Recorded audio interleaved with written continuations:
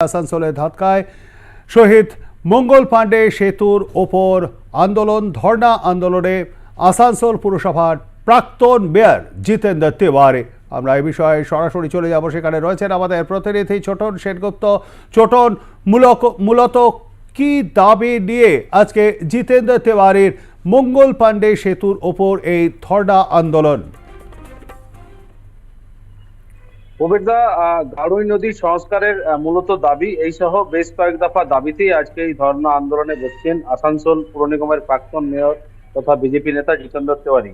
এবং তার যেটা অভিযোগ যে 2022 সালে আসানসোল পুর নিগমের নির্বাচনের সময় তৃণমূল সহ অন্যান্য রাজনৈতিক দলগুলো নির্বাচনী ইস্তেহারে গাড়ুই নদী সংস্কারের কথা বলেছিল এবং তৃণমূল ক্ষমতা আসার পরেই 2 বছর পেরিয়ে গেলেও এখনো পর্যন্ত গাড়ুই নদী সংস্কার করা হয়নি।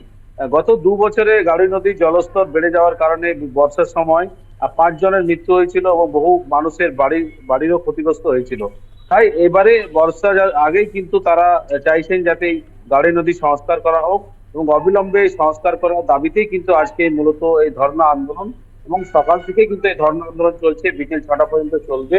তাদের যেটা দাবি যে অবিলম্বে সংস্কার করতে হবে এবং তাদের যেটা আর একটা অভিযোগ যে গাড়ুই নদী সংস্কারের নামে 50 লক্ষ থেকে 1 কোটি টাকা বরাদ্দ করা হয়েছিল এবং সেই টাকা কোথায় গেল এবং জনগণের টাকা, সেই করের টাকা কোথায় গেল সেই নিয়ে তারা প্রশ্ন তুলেছেন এবং অবিলম্বে সংস্কারের দাবি তুলেছেন। যদিও এই অভিযোগ মানতে নারাজ আসানসোল পৌর নিগম।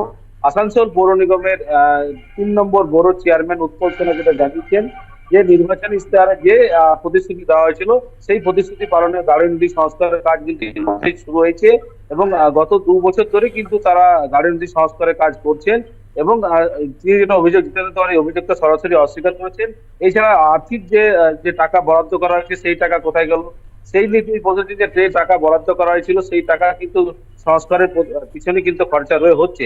অর্থাৎ একটা প্রশ্ন অবশ্যই উঠছে, জিতেন্দ্র তিওয়ারি হুঁশিয়ারি দিয়েছেন যে অবিলম্বে যদি গাড়ুই নদী সংস্কার না হয় বা এই বছর বর্ষার সময় যদি গাড়ুই নদীর জলস্তর বেড়ে গিয়ে বন্যা পরিস্থিতি সৃষ্টি হয় বা কারো মৃত্যু হয় তার জন্য দায়ী থাকবেন আসানসোল পৌর নিগম এবং জেলা প্রশাসন। তাই অবিলম্বে সংস্কার না হলে আজকে এই ধর্ণা আন্দোলন এবং আগামী দিনে কিন্তু বৃহত্তর আন্দোলন করা হবে এবং এই প্রসঙ্গে এলাকার বাসীরাও কিন্তু এই দাবি জানাচ্ছেন যে অবিলম্বে গাড়ুই নদীকে সংস্কার করা হোক, এমনটাই দাবি তুলেছেন। তবে পৌর নিগমের তরফে কিন্তু এই অভিযোগ অস্বীকার করা হয়েছে। তারা যেটা জানিয়েছেন যে গাড়ুই নদী সংস্কার 2 বছর ধরে চলছে, অর্থাৎ সব রকম ব্যবস্থা তারা নিচ্ছেন যাতে এই বছর বর্ষার সময় কোনো ধরনের বন্যা পরিস্থিতি বা জলমগ্ন না হয়।